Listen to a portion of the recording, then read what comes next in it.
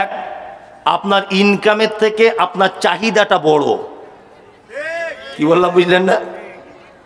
ইনকামের থেকে চাহিদা বেশি হয়েছে। আর একটা জিনিস কি, আর একটা জিনিস হচ্ছে এই, এখন মানুষ ধার চাইলে আর কেউ দেয় না। কেন দিবে? মুদিখানার দোকানদারকে দেখবেন পাছা চুলকে চুলকে পাঁচড়া ঘা হয়ে গেছে। দোকানদারকে জিজ্ঞেস করবেন 750 টাকা বাকি করেছে, তা 3 দিন চেয়েছে, ফটিক ভাই টাকাটা দাও না। তা খুব মান সম্মানে লেগেছে, তার তো দোকানে আর আসবই না, ঘোড়ার ডিম যা। ক্যাশ টাকায় অন্য দোকান থেকে মাল কিনে ওর দোকানের সামনে দিয়ে যাচ্ছে। এটা আমাদের চরিত্র নয়? হ্যাঁ হ্যাঁ, ধার খেয়েছে 750 টাকা চেয়েছে বলে 800 টাকার ওই দোকান থেকে মাল কিনে ওর সামনে দিয়ে দেখিয়ে দেখিয়ে যাচ্ছে, দেখ ধার দেয় কি না দেয় কেউ আমাকে। কি লাভ তুমি করলে? ওই 750 টাকাতে একে জমা দিয়ে আবার ধার পেত না। এই জন্য রব রম করে বাজারটা বাড়ছে সুদের। ধার আর কেউ দেয় না, আপনার আমানতদারিতা নেই তাই। জি, বিশ্বনবী বললেন সুদখোরকে দেখলাম নদীর পানিতে ফেলে দেওয়া হয়েছে। আর একটু আগিয়ে গেলাম, আর একটা লোককে দেখতে পেলাম যে লোকটার হাতের নখগুলো তামা দিয়ে তৈরি করা আছে। এত বড় বড় নখ, নিজের শরীরের গোস্তটা, নিজের মুখের চামড়াটা ছাড়িয়ে ছাড়িয়ে দিচ্ছে। আমি জিবরিলকে বললাম, ও জিবরিল, এই লোকটা কে যে নিজের গোস্ত ছাড়িয়ে ফেলছে? জিবরিল বলছেন, ও দয়ার নবী গো, এটা আর কেউ নয়, এটা আপনার উম্মতের ওই লোকটা, যে লোকটা এর ওর কথা বলে বেড়াতো, চগলখড়ি করত, 2 নম্বরই কথা বলে বলে বেড়াতো, গীবত করত। এই কারণে নিজের নখ দিয়ে নিজের গোস্তটা ছাড়াচ্ছে। কিয়ামত পর্যন্ত এই সাজা এক লাগারে চলতে থাকবে। আল্লাহ তাআলা বলেছেন, কি বলছেন? ইয়া আইয়ুহাল্লাযীনা আমানু ইজতানিবু কাসীরাম মিনাজ জান্নি ইন্না বাযাজ জান্নি ইসমুন। তোমরা যারা ঈমান এনেছো, তোমরা অধিক ধারণা করা থেকে দূরে থাকবে, কারণ ধারণাটা হলো মহাপাপ। ধারণা কি? মহাপাপ। এটাও গীবতের পর্যায়ে। আল্লাহ তাআলা তারপরে বলছেন, আল্লাযী জামা মালাও আদ্দাদা, যারা মাল জমা করে আর গুনে গুনে রাখে। কিছু লোক আছে কালকে আন্ডার প্যান্ট পরে ঘুরতো, কেউ চিনে না, কোথায় রাজমিস্ত্রি কন্ট্রাক্টারি কাজ টাজ করে আল্লাহ দিয়েছে 20-50 লাখ টাকা, 1 কোটি টাকার মালিক হয়েছে।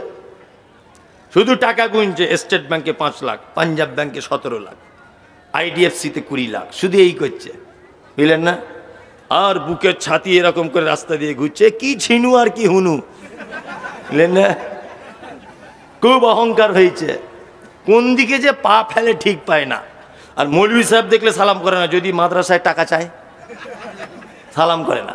মৌলভী সাহেব দেখলে অ্যালার্জি, যে খুব অহংকার করছে। হাতে সোনার ব্রেসলেট, গলায় সোনার বড় ময়ূর মার্কা চেন।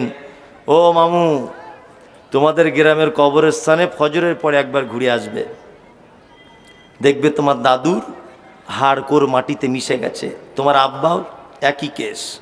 তুমি যাচ্ছ না কেন? মরণই তাই। তুমি চলে গেলে তোমার কবরে হাড় মিশে যাবে, তোমায় কেউ খোঁজ নিতে যাবে না। 2 দিন 4 দিন তোমার বেটারা কাঁদবে, তারপরের দিন রাস্তার ধারে জমি জায়গা নিয়ে 4 বেটার মধ্যে একজন খুন হয়ে মারা যাবে। কি বললাম বুঝলেন না? কেউ যাবে না। আহা, মাল গুনে গুনে রাখছে। আল্লাহ তাআলা বলছেন, আল্লাযী জামা মালাহু আদ্দাদা ইয়াহসাবু আন্না মালাহু আখলাদা। মনে মনে এটাও ভাবছে আমার মাল চিরস্থায়ী থাকবে, মালই আমাকে বাঁচাবে। বাঁচাতে পারে? মুর্শিদাবাদ ঐতিহ্যবাহী জেলা, বাবর বেঁচে নেই, মমতাজ নেই, নবাব সিরাজউদ্দৌলা বেঁচে নেই, মীর জাফর নেই, আকবর নেই, সেকেন্দার নেই, কেউ নেই পৃথিবীতে। কিছুদিন আগে চলে গেলেন বিখ্যাত গায়িকা লতা মঙ্গেশকর, ওর থেকে বেশি গানের কেউ গাইতে পারেনি, 32,000 গান গেয়েছে। কিশোর কুমার বেঁচে নেই, মোহাম্মদ আজিজ বেঁচে নেই, কাদের খান বেঁচে নেই, আমজাদ বেঁচে নেই। কেউ বেঁচে থাকবে না। কোটি কোটি কোটি কোটি টাকার সোনার অলংকার ছেড়ে দিয়ে চলে যেতে হলো। কত টাকার মালিক হয়েছেন? হাতি মার্কা বাড়িতে গেট লাগিয়েছে, জীবনে ভিখারি ভিক পায় না, তাই না? আবার যদি কেউ ভিক চাইতে আসে তা বলে তুমি নামাজ পড়ো, না নামাজ পড়ি এখান থেকে, নামাজ পড়ে না ভিক করতে এসছো। আবার বলছে তুমি ভিক করতে এসছো, তোমার হাতে অ্যান্ড্রয়েড মোবাইল কেন? হ্যাঁ বেরো, তাড়িয়ে দেয়। আরেকজন ভিক করতে এসেছে, লা ইলাহা ইল্লাল্লাহ মুহাম্মাদুর রাসূলুল্লাহ, কিছু ভিক্ষে দাও। বলছে দেখ ঢং কত, মিনু শাড়ি পরে ভিক করতে এসেছে। এ শাড়ি তুমি পেলে কোথায়? হ্যাঁ ভিক করতে এসেছো, বেরো। হাতে আংটি, অ্যান্ড্রয়েড মোবাইল, আর ভিক চাইতে এসেছে। কেন তাড়ালেন? হ্যাঁ বাবরি মসজিদ যারা ভেঙেছে তারা ভালো লোক না খারাপ লোক? জোরে উত্তর দেন। খারাপ লোক, তাই না? কিছুদিন আগে আল্লাহর নবীর ব্যাপারে কটূক্তি করেছেন, ভালো মেয়ে না খারাপ মেয়ে? খারাপ। উপর বাংলার আমাদের তসলিমা খালা সাংঘাতিক খারাপ, তাই না? এখন যায় যায় যায় যায় যায় যায় সিরিয়াস অবস্থা। আল্লাহ বলছে সবে বিছানায় শুইয়ে দিয়েছে, এখনো অনেক কিছু দাঁড়া, অনেক কিছু বাকি, দাঁড়াও, সবে খেলা শুরু। ভালো লোক নয়, তাই তো? পৃথিবীর সব থেকে নিকৃষ্ট প্রাণীর নাম কি? শূকর, তাই না? আরো নিকৃষ্ট কুকুর, তাই তো? এবার বলুন, যারা বাবরি মসজিদ ভাঙলো, যারা নবীর বিরুদ্ধে কথা বললো, আল্লাহ নবী আর খাদিজার ব্যাপারে যারা চরিত্রে কলঙ্কিত করার জন্য বইপত্র লিখলো, কুকুর খেতে দেয় শূকরকে, আল্লাহ খেতে দেয়। মসজিদ যারা ভেঙেছে খেতে দেয় কে? আল্লাহ। নামাজিকে খেতে দেয় কে? বেনামাজিকে কে দেয়?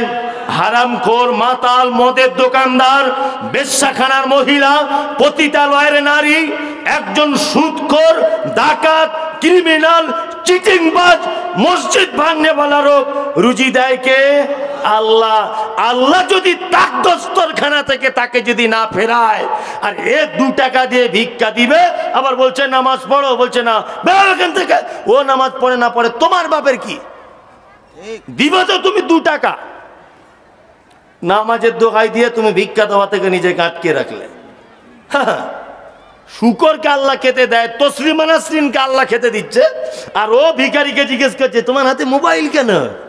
তোমার জিজ্ঞেস করার কি অধিকার আছে? হ্যাঁ, রাসূলুল্লাহ বলেছেন উপরের হাত ভালো, নিচের হাত খারাপ। যে চাইবে তার হাত নিচেই থাকবে, আমি দেব, আমার হাত উপরে থাকবে। উপরের হাত উত্তম, নিচের হাত খারাপ। আল্লাহু আকবার।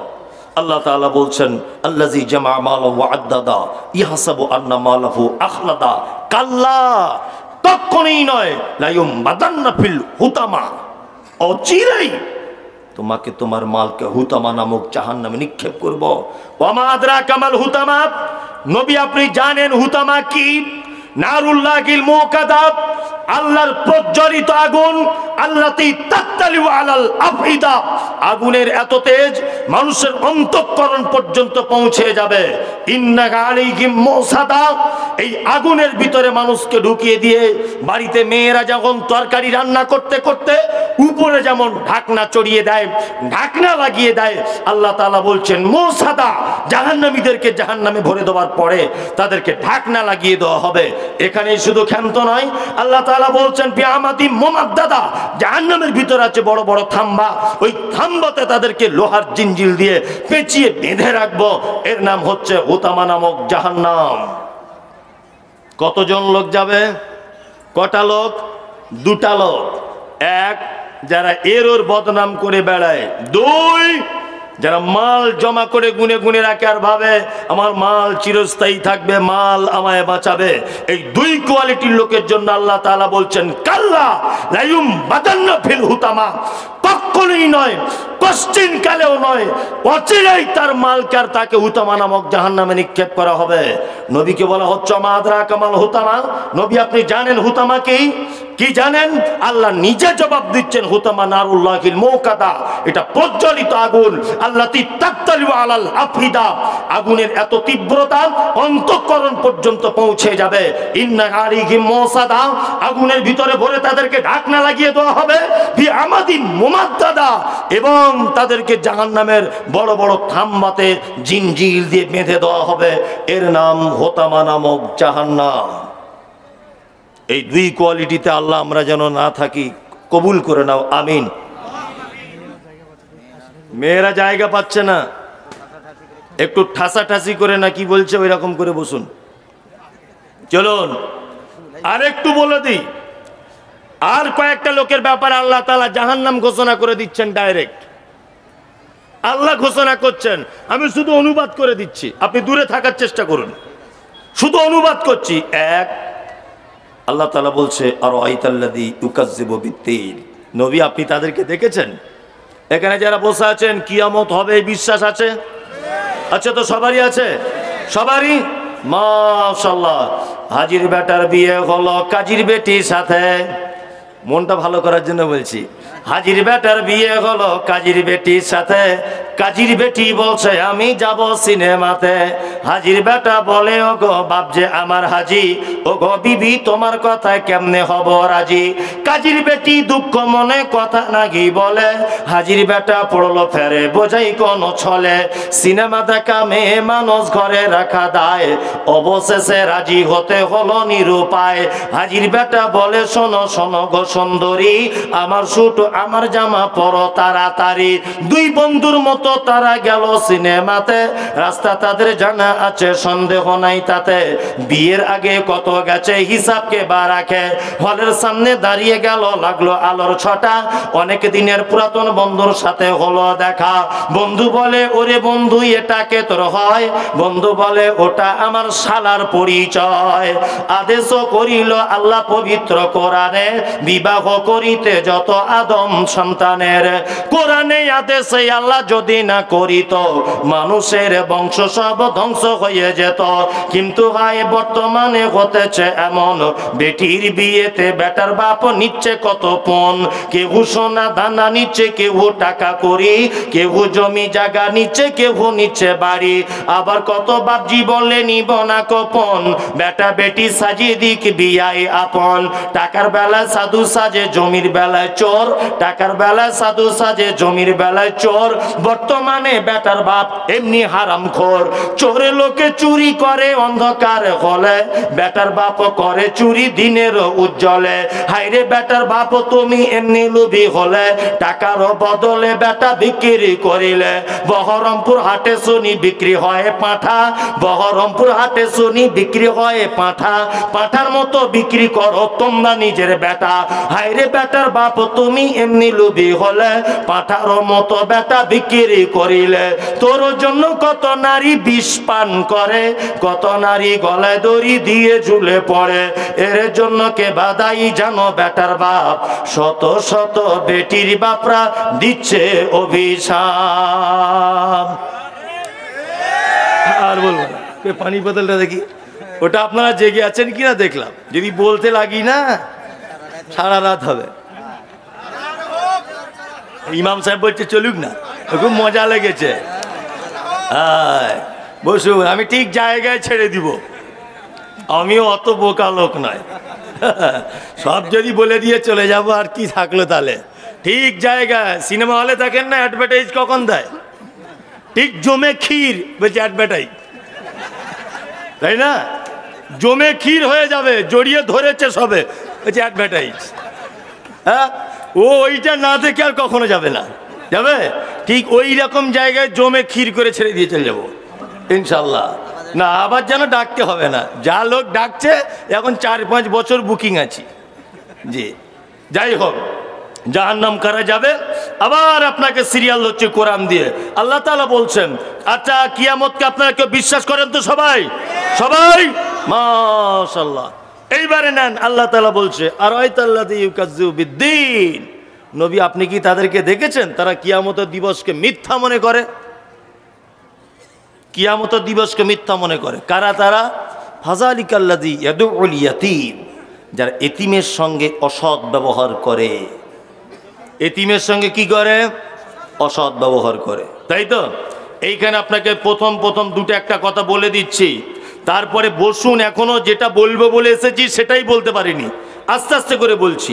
এক, এতিম কাকে বলে? প্রথমে এটা জানতে হবে এতিম কাকে বলে। এক, বালেগ হয়ে গেছে, এই ছোট থেকে বালেগ হয়নি এই পর্যায়ের, তার মানে 13 বছর 12, 13, 14 বছরের মধ্যে তার আব্বা মারা গেছে, এ হচ্ছে এতিম। যার মা মারা গেছে, আব্বা বেঁচে আছে, ও এতিম নয়। এক। 2 নম্বর জিনিস শুনে যান, আল্লাহ নবী সাল্লাল্লাহু আলাইহি ওয়াসাল্লামের কাছে একজন লোক এসে বলছেন, আল্লাহর নবী, আমার মনটা খুব শক্ত, আমার হৃদয়টা খুব কঠিন, তো এইটার উপায় কি আছে? আল্লাহ রসুল বলছেন, যাও, ফিরে যাও, তোমার প্রতিবেশীর ভিতরে যদি কোনো এতিম বাচ্চা থাকে, তুমি তার মাথায় হাত বুলিয়ে দাও, আল্লাহ তোমার মনটাকে নরম করে দিবে। সুবহানাল্লাহটা কালকে নাই বলবেন যদি টাইম না থাকে। টাইম হবে একবার? সুবহানাল্লাহ।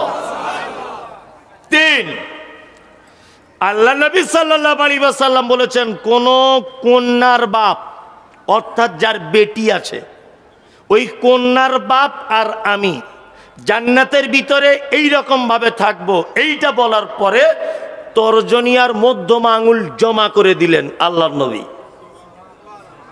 আমরা অনেক সময় মেয়ে হয় বলে মুখটা ভারী করি না, আর শাশুড়িরা বলে, তোর পেটে কি ছেলে নাই?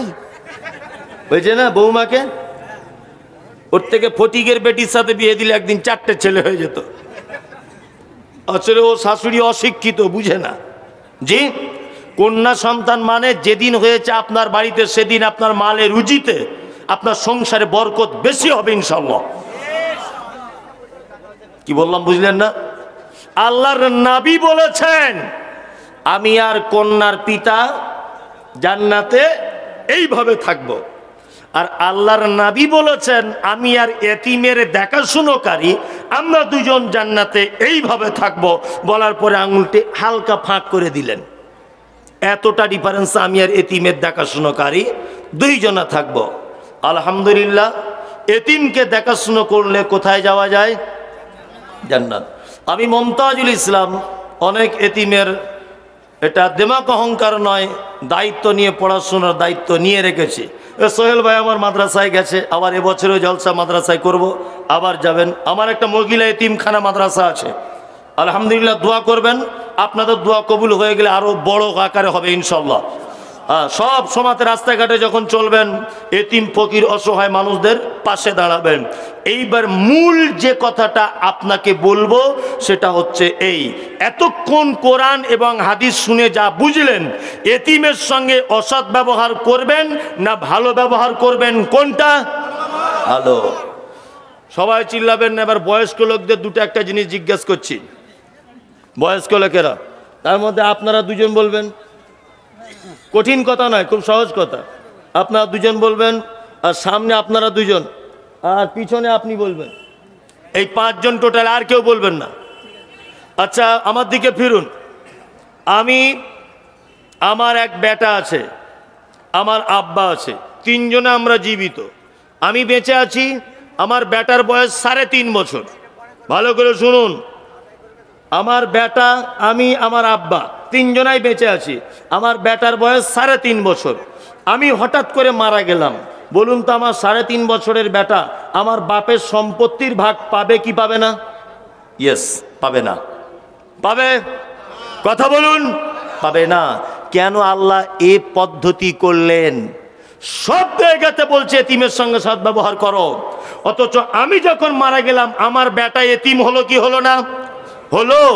আল্লাহ কেন তার ব্যাপারে ওয়ারিসের পদ্ধতি কেন বললেন না যে দাদুর সম্পত্তির ভাগ পোতা পাবে? কেন? এটা একটা কঠিন জায়গা, কঠিন জায়গা নয়? আল্লাহ এখানে দাদুকে কঠিন পরীক্ষায় ফেলে দিয়েছে যে দাদু আগে ঘরের এতিমের সঙ্গে কেমন ব্যবহার করছে দেখবো, তবেই তো পরের এতিম। হ্যাঁ, অনেক দাদু রয়েছেন, বেটা মারা গেছে বলে রাস্তার ধারের জমি বৌমা পেয়ে যাবে বলে, পোতা পেয়ে যাবে বলে বৌমাকে মিথ্যা অপবাদ দিয়ে, মিথ্যা বদনাম দিয়ে পোতাকে আর বৌমাকে ঘর থেকে নামিয়ে দিয়েছে। সারা পশ্চিম বাংলার মাটিতে অহরহ এর দৃষ্টান্ত রয়েছে। আমার কাছে এমনও দৃষ্টান্ত রয়েছে, দাদু মারা গেছে, পোতা খাট ধরে রেখে দিয়ে বলছে, আমি আর আমার মা ফুটপাতে বসবাস করি, আমার মামারাও দেখাশুনো করে না, ছোটতে আমার আব্বা মারা গেছে বলে দাদু বঞ্চিত করে দিয়েছে। আল্লাহর কসম, দাদু তোমাকে কিয়ামতের মাঠে আসামির কাঠগড়াতে দাঁড় করানো হবে। আল্লাহ তোমাকে ইনসাফ করতে বলেছে। ওই এতিম, ও তোমার ব্যাটারি ঔরসের বাচ্চা, ওর প্রতি তোমাকে ইনসাফ করতে হবে। আমরা দাদুরা শুধু বৌমাদেরকে পাশবিক অত্যাচার করে মিথ্যা বদনাম দিয়ে জমি যাতে না পায় বৌমাকে আর পোতাকে মায়ের বাড়ি পাঠিয়ে দিয়েছি। এ ঘটনা হয় কি হয় না? হয়, অবশ্যই হয়। ওই দেখুন একজন বলছে আমার বেটির সাথে ব্যবহার করা হয়েছে। এই দেখুন, কোথায় জান্নাত খুঁজছেন? ওই লোকটাই দেখি আবার জমি বিক্রি করে হজ করে তসবি নিয়ে ঘুরছে, বুঝলেন না? হজের আগে জমি ভাগ করছে। বেটাদেরকে বলছে রাস্তার ধারের মেন জায়গাগুলো তোরা 3 ভাইলে, আর বেটিদেরকে বলছে ওই বিলে পানি জমে থাকে তোরা 3 মুনে লিয়ে, কিছু মনে করিস না। মনে মনে ভাবি যে প্লেন ভেঙে যাবার কথা তো, ও যে প্লেনে গেছে, ও যে জমি ভাগ করেছে, শুধু অন্য হাজি আছে বলে প্লেন ভাঙেনি, তাছাড়া ভেঙে যেত। চি চি চি চি চি। আর শুধু কাবা শরীফে গিয়ে বলছে লাব্বাইক আল্লাহুম্মা লাব্বাইক, আল্লাহ চলে এসেছি। ফেরেশতারা বলছে বাঁশ রেডি করছি, চল। তুই যে জমি ভাগ করে এসেছিস, বাঁশ রেডি করে রেখেছে। ছি ছি ছি ছি ছি ছি। জমি ভাগ করার তোমার যা স্টাইল, তোমার হজ তোমার হজ অত সহজ নয়। এইখানে ঠিক করবে, ওইখানে মজা পাবে। এখানে ভালো গাছ লাগাবে, ওইখানে ভালো ফল পাবে। আর এখানে যদি আলকুশি লাগাও, ওখানে পাছা চুলকাবে। এই বলে দিলাম, তুমি যা করেছো সর্বনাশ, সব আলকুশির গাছ লাগিয়ে দিয়েছ। কি বললাম বুঝলেন? ছি ছি ছি ছি ছি। আল্লাহ বলছে এতিমের সঙ্গে সদ্ব্যবহার করো। চলুন, আপনি রাস্তা দিয়ে যাচ্ছেন, মুদিখানার দোকানে আপনার পোতা বলেছে দাদু গো আমার জন্য 2টো ক্যাডবেরি কিনে আনবে। তুমি যদি একটা দোকানে গেলে 2টা ক্যাডবেরি কিনলে, তোমার পোতার হাতে তুমি দিয়ে দিলে, ওইখানে একটা এতিম বাচ্চা রয়েছে যার আব্বা নাই, ওটা তুমি জানো। আল্লাহর নবী বলেছেন তুমি যদি দয়া করে ওর হাতে যদি একটা ক্যাডবেরি দিয়ে দাও, এক কথাতে একটা এতিমকে যদি 1 টাকা দিয়ে যদি কেউ সহযোগিতা করে, বিশ্ব নবী বলেছেন 1 টাকার বিনিময়ে আল্লাহ ওই মানুষের নামে জান্নাতে একটা খাজুরের গাছ লাগাবে। আম্মা জান আয়েশা বলছেন ও দয়ার নবী গো, এতিমকে দান করলে জান্নাতে যে গাছ লাগানো হয়, এই গাছটা কত বড়, গাছটা কি আমাদের মদিনার মতো হবে এই রকম সাইজের? বিশ্ব নবী বলছেন আয়েশা রে, এতিমকে 1 টাকা দিয়ে যদি কেউ সহযোগিতা করে, জান্নাতে যে গাছ তার জন্য লাগানো হবে, একটা দ্রুতগামী ঘোড়া 100 বছর যদি চলতে থাকে, তবুও সেই খাজুরের গাছের ছায়াটা একদম শেষ করা যাবে না।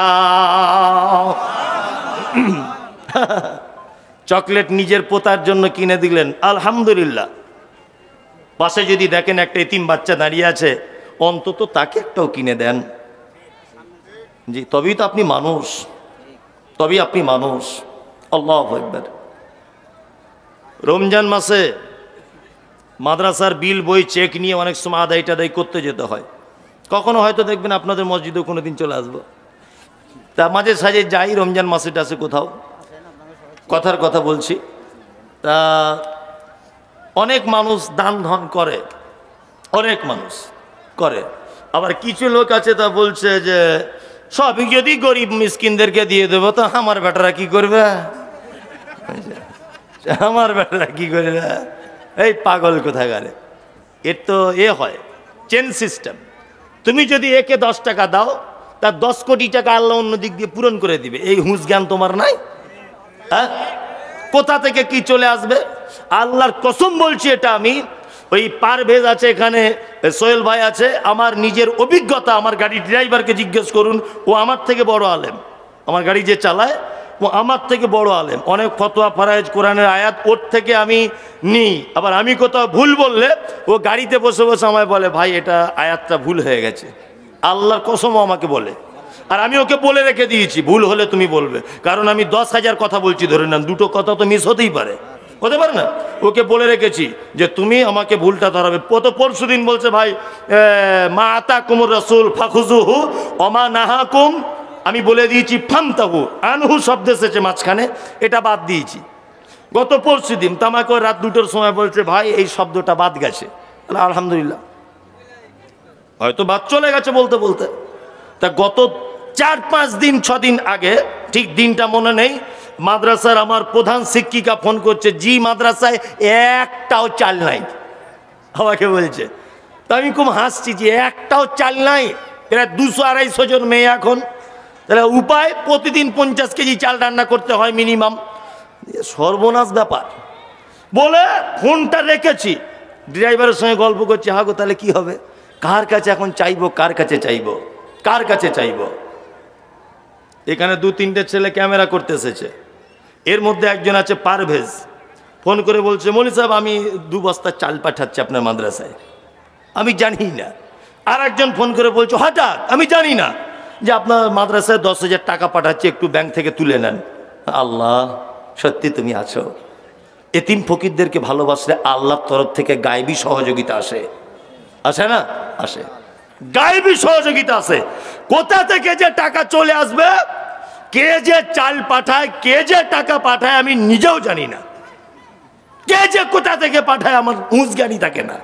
আল্লাহ তাআলা বলছেন, কি বলছেন? এতিমের সঙ্গে অসৎ ব্যবহার করিও না। নাম্বার 2, ওয়ালা ইয়াহুজ্জু আলা তুআমিল মিসকিন, মিসকিনদের সঙ্গে, মিসকিনদেরকে যারা খাদ্য দানে উৎসাহিত করে না। আপনাদেরকে এবার সামাজিক দুটো একটা কথা বলে রাখছি, ফকির কাকে বলে, মিসকিন কাকে বলে, এইটা একটু জেনে নেন প্রথমে। 1, ফকির হলো সেই যার কাছে কিছু আছে তবুও তার প্রয়োজন মেটে না, অপরের মুখাপেক্ষী, এ হচ্ছে ফকির। আমি রিক্সা চালক, আমার টোটাল পুঁজি ভ্যান ট্যান চালিয়ে রিক্সা চালিয়ে আমার কাছে আছে 20,000।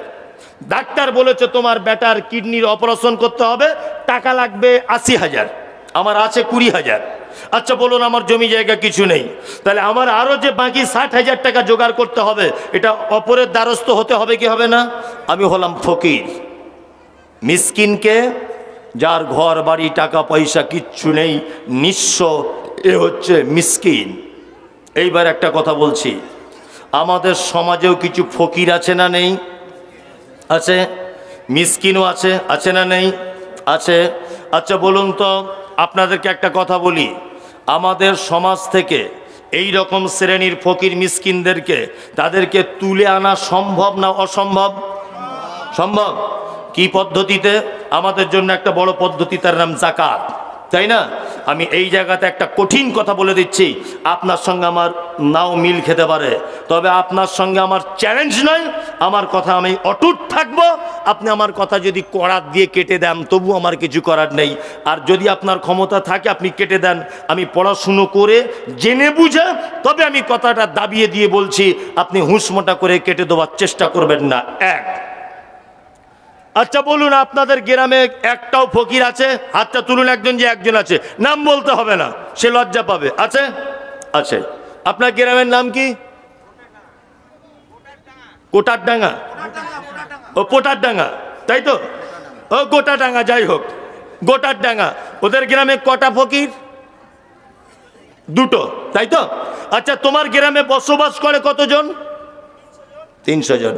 বলুন, এই 300 জনের জাকাতের টাকা, 300 জন ধরে নেন জাকাত দেয় না, তার জন্য 100 জনের তো জাকাত হয়। এই 100 জনের জাকাতের টাকা যদি ওই 2 জনের মধ্যে যদি বিলি বন্টন করা হয়, বলুন তো গ্রামের ভিখারি 2টো সচ্ছলতায় আসবে কি আসবে না? আসবে, আসবে। এই সিস্টেম চালু করুন। জাকাত দেওয়ার সময়তে ওই 20টা বহরমপুর থেকে শাড়ি কিনে এনে বিলি করছে। শাড়ি তুমি কিনতে গেলে কেন? ওটা তোমার বাপের টাকা নাকি? ওটা গরিব মানুষের টাকা, টাকাই তোমাকে দিতে হবে। সবাই যদি ওকে শাড়ি কিনে দেয় তো কি ঈদের দিনে শুধু সাবান কিনে গায়ে মাখবে, রান্না বান্না করবে না? কেন শাড়ি দিতে হবে কেন?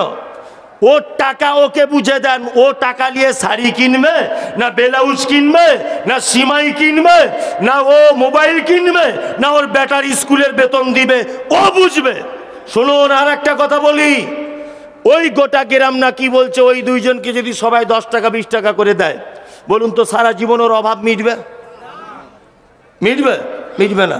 তো দুজনের জাকাতের 50,000 টাকা দুইজনকে দেন না 1 লাখ, 50,000 দিয়ে বলুন এই তুই একটা ভ্যান কেন, ফুচকার ব্যবসা কর, আর তুই একটা টোটো গাড়ি কিনে চালা, ভিক্ষা করলে তো চাম তুলে দেবো। প্রত্যেক বছরে যদি আমরা গ্রামের 2 জন করে ভিখারির যদি এই দায়িত্ব নিতে পারতাম আমাদের জাকাতের অর্থ দিয়ে, তাহলে বলুন আমাদের মুসলিম সমাজে ভিখারিয়া থাকতো? থাকতো না। আমরা সামাজিক সব কাজ করি, ঈদগাহ করতে হবে, মাদ্রাসা করতে হবে, মসজিদ করতে হবে, লাইব্রেরি করতে হবে, এই সব ব্যাপারে কারো কোনো চিন্তা ভাবনা নাই। ওই জাকাতের টাকা দিয়ে শাড়ি কিনতে গেছে আর খুব বগল বাজাচ্ছে, দেখ অমুক শাড়ি দেয়। কে তোমার শাড়ি দিতে বললো? হে, ওর টাকা ওকে তুমি দিয়ে দাও, যে প্রাপ্য তাকে তুমি টাকা দিয়ে দাও। আবার কিছু লোক আছে হিসাব টিসাব কিছু করে না, ফকটিয়া টাকা 500 500 এ মাদ্রাসা 500 মাদ্রাসা 500, জাকাত হবে না। গোলাম হোসেন এই মমতাজুল ইসলাম বলে দিয়ে গেলাম জাকাত হবে না। মুহুরি নিয়ে হিসাব করে যত টাকা হবে তত টাকা বার করতে হবে, এর নাম জাকাত। মুহুরি নিয়ে হিসাব করতে হবে। কাপড় কেনার যখন এতই ঢং, জাকাত দেওয়ার পরে যে মালটা থাকবে সলিড, ওই সলিড থেকে তুমি কাপড় কিনে কিছু সাধারণ দান করো। কি বললাম বুঝলেন না? দান করুন, অসুবিধা নাই। আল্লাহ তাআলা বলছেন, কি বলছেন? আর আইতাল্লাযী ইউকাজ্জিবু বিদ্দীন ফাযালিকাল্লাযী ইয়াদউল ইয়াতীম ওয়ালা ইয়াহুজ্জু আলা তুআমিল মিসকিন ফাওয়াইলুল লিল মুসাল্লিন। এই জায়গাটায় মারাত্মক আলোচনা। আল্লাহ তাআলা বলছে জাহান্নাম কাদের জন্যে? ফাওয়াইলুল লিল মুসাল্লিন, ওয়াইল নামক জাহান্নাম নামাজীদের জন্যে। ঠেলা সামলান। এখন বলছে যে এই মৌলভী সাহেবটারই দরকার ছিল, বা নামাজীদেরকে জাহান্নাম ভরে দিয়ে চলে গেল, আর আমরা পড়ি না, আমরাই তাহলে ভালো, তাই না? আল্লাহর ভাষা, আল্লাহ বলছে যারা নামাজ পড়ে এদের জন্য জাহান্নাম। সব নামাজি নয়, আল্লাহ নামাজিদের দুটো চরিত্র বর্ণনা করেছেন। কি? আল্লাযীনাহুম আন সালাতিহিম সাহুন, যারা তাদের নামাজে অস্বস্তি, মানে কোনো এনার্জি নাই, নামাজ পড়ছে পড়ছে পড়ছে পড়ছে পড়ছে যেন ধানের গরুর গাড়ি চলছে, নামাজ পড়ছে, কোনো এনার্জি নাই, লস এনার্জি এবং অমনোযোগী, এদের জন্য জাহান্নাম।